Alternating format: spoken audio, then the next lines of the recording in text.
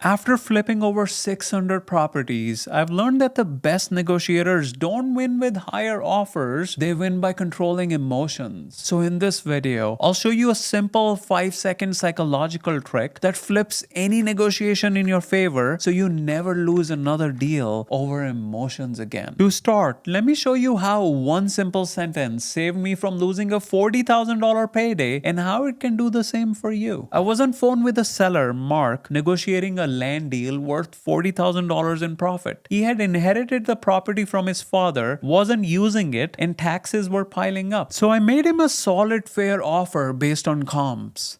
Silence. Then he hit me with 4 words that almost killed the deal. That doesn't seem fair. Now, I could have argued, I could have thrown numbers at him, proving my offer made sense, but I knew better. Mark wasn't rejecting the price, he was rejecting the feeling that he was getting a bad deal. To him, this wasn't just land, it was his father's land. Selling at my price felt like letting his father down. And just like that, he said, I don't think I can do this. and started pulling away. I had seconds to turn it around, so instead of defending my offer, I said, Mark, I want you to feel like you're being treated fairly at all times. If at any point you feel like I'm being unfair, just stop me and we'll fix it. Silence. Then he said, All right, let's go over the numbers again. and just like that, the deal was back on the table without me changing my offer. And the next day, he signed the purchase agreement. That one sentence changed everything. Why? Because I didn't change my price, I didn't make any concessions, I didn't argue, I just changed how he felt about the negotiation. Now, most people think real estate negotiations are about who has the best offer. They're wrong.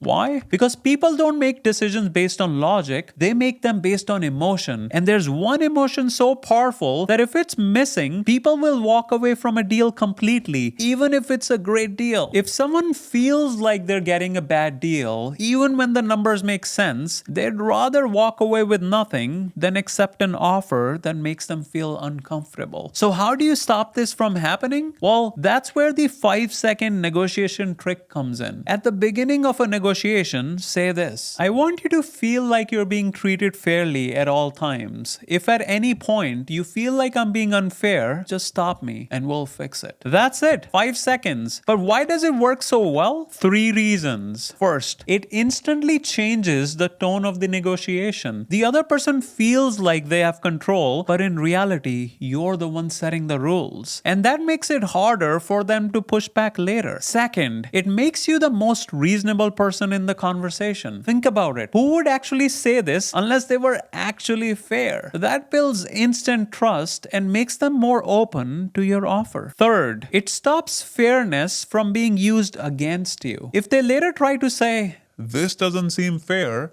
it won't land the same way because you have already made fairness a shared standard. Now they have to prove what's unfair instead of just throwing it out as a negotiation tactic. But here's the catch. Even if you start the negotiation with that line, you're still at risk of falling into 3 fairness traps, and if you don't recognize them, you'll get played. So let me show you how people use fairness against you and exactly how to counter it. Fairness trap number 1.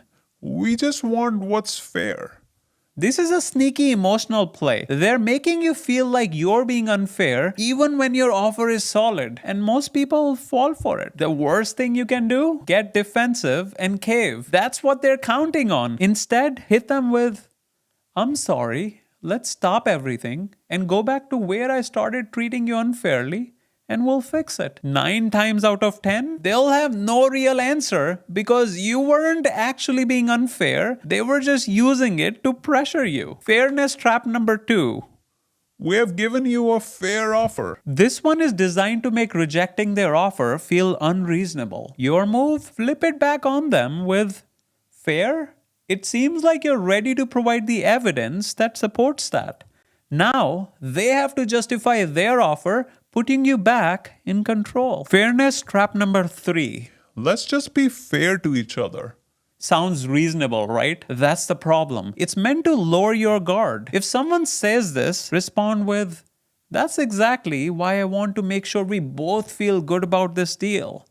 Then steer the conversation back to the facts without getting pulled into emotional concessions. But here's the thing. Setting the fairness frame gives you the upper hand. But if you don't know these two words, you'll still struggle to get people to say yes. These words are so powerful that top FBA negotiators rely on them to break down resistance and close impossible deals. So watch this video next, where I reveal the two words that can flip any negotiation in your favor.